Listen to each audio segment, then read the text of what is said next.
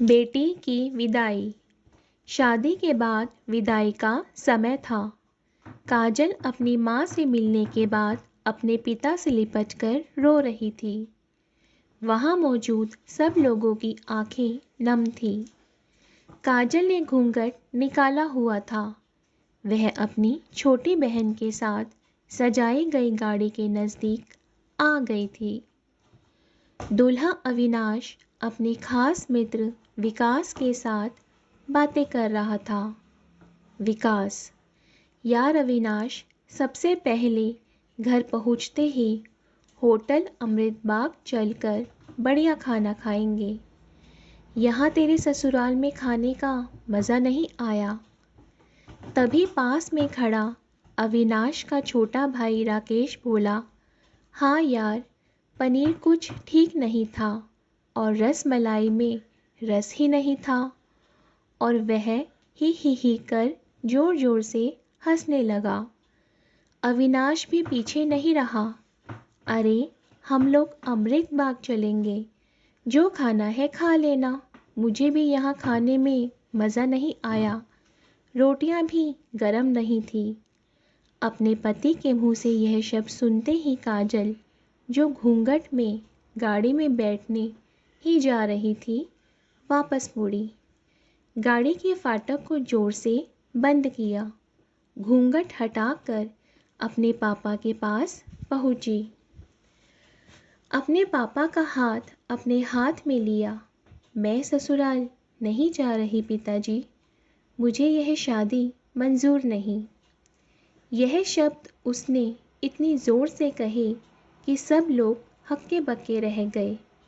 सब नज़दीक आ गए। काजल के ससुराल वालों पर तो जैसे पहाड़ टूट पड़ा।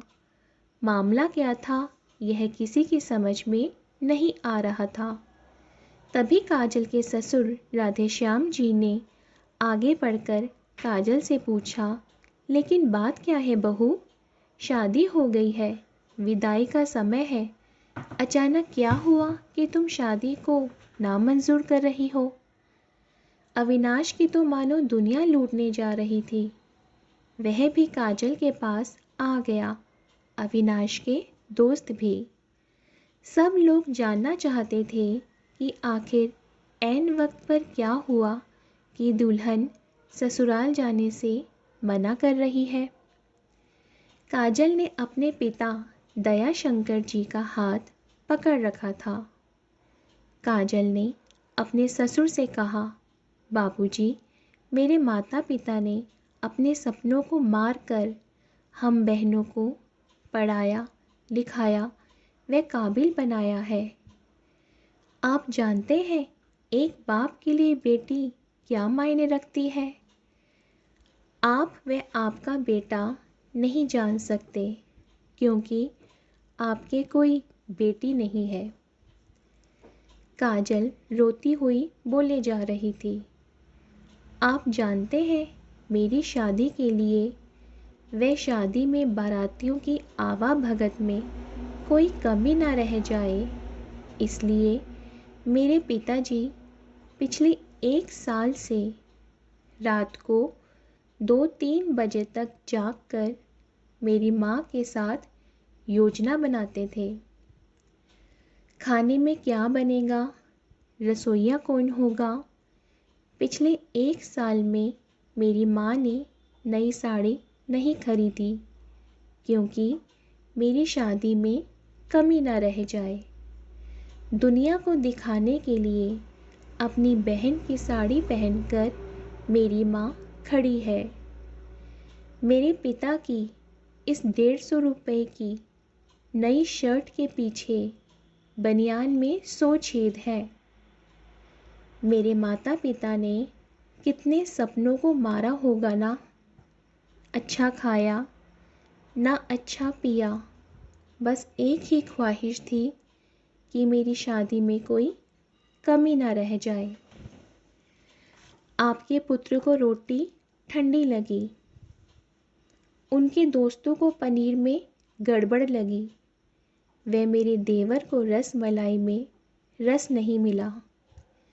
इनका खिलखिलाकर हंसना मेरे पिता के अभिमान को ठेस पहुंचाने के समान है। काजल हाँफ रही थी। काजल के पिता ने रोते हुए कहा, लेकिन बेटी, इतनी छोटी सी बात। काजल ने उनकी बात बीच में काटी। यह छोटी सी बात नहीं है पिताजी। मेरे पति को मेरे पिता की इज्जत नहीं। रोटी क्या आपने बनाई? रसमलाई, पनीर, यह सब केटर्स का काम है। आपने दिल खोलकर व हैसियत से बढ़कर खर्च किया है। कुछ कमी रही तो वह केटर्स की तरफ से। आप तो अपने दिल का टुकड़ा, अपनी गुड़िया रानी को विदा कर रहे हैं। आप कितनी रात रोएंगे क्या मुझे पता नहीं?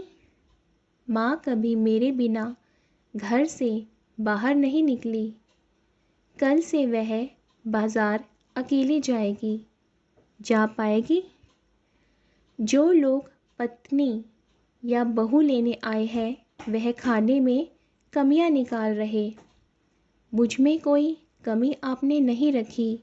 यह बात इनकी समझ में नहीं आई। दयाशंकर जी ने काजल के सर पर हाथ फिराया। अरे पगली, बात का बतंगड़ बना रही है।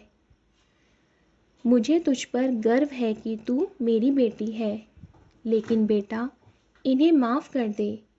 तुझे मेरी कसम, शांत हो जा। तभी अविनाश ने आकर दयाशंकर जी के हाथ पकड़ लिए। मुझे माफ़ कर दीजिए बाबूजी, मुझसे गलती हो गई। मैं उसका गला बैठ गया था, रो पड़ा था वह। तभी राधेश्याम जी ने आगे बढ़कर काजल के सर पर हाथ रखा। मैं तो बहू लेने आया था, लेकिन ईश्वर बहुत कृपालु है। उसने मुझे बेटी दे दी। वह बेटी की अहमियत भी समझा दी। मुझे ईश्वर ने बेटी नहीं दी, शायद इसलिए कि तेरे जैसी बेटी मेरे नसीब में थी। अब बेटी, इन नालायकों को माफ़ कर दे। मैं हाथ जोड़ता हूँ तेरे सामने। मेरी बेटी काजल मुझे लौटा दे। और दयाशंकर जी ने सचमुच हाथ जोड़ दिए थे। वह काजल के सामने सर झुका दिया। काजल ने अपने ससुर के हाथ पकड़ लिए। बाबूजी, राधेश्याम जी ने कहा। बाबूजी नहीं, पिताजी। काजल भी भावुक होकर राधेश्याम जी से लिपट गई थी। दयाशंकर जी ऐसी बेटी पाकर गौरव की अनुभूति कर रहे थे। काजल अब राजी खुशी अपने ससुराल रवाना हो गई थी। पीछे छोड़ गई थी आंसू से भीगी अपने माता पिता की आंखें। अपने पिता का वह आंगन जिस पर कल तक वह चहकती थी, आज से इस आंगन की चिड़िया उड़ गई थी किसी दूर प्रदेश में और किसी पेड़ पर अपना घरौंदा बनाएगी। यह कहानी लिखते वक्त मैं उस मूर्ख व्यक्ति के बारे में सोच रहा था जिसने बेटी को सर्वप्रथम पराया धन की संज्ञा दी होगी। बेटी माँ बाप का अभिमान व अनमोल धन होता है, पराया धन नहीं। कभी हम शादी में जाएं तो ध्यान रखें कि पनीर की सब्ज़ी बनाने में एक पिता ने कितना कुछ खोया होगा, वह कितना खोएगा। अपना आंगन उजाड़ कर दूसरे के आंगन को महकाना कोई छोटी बात नहीं। खाने में कमियां ना निकाले। बेटी की शादी में बनने वाले पनीर, रोटी व रसमलाई पकने में उतना समय लगता है जितनी लड़की की उम्र होती है। यह भोजन सिर्फ भोजन नहीं, पिता के अरमान व जीवन का सपना होता है। बेटी की शादी में बनने वाले पकवानों में स्वाद कहीं सपनों के कुचलने के बाद आता है, वह उन्हें पकने में सालों लगते हैं। बेटी की शादी में खाने की कद्र करें। अगर आपको ये स्टोरी अच्छी लगी हो तो प्लीज़ लाइक, कमेंट, सब्सक्राइब ज़रूर कीजिए।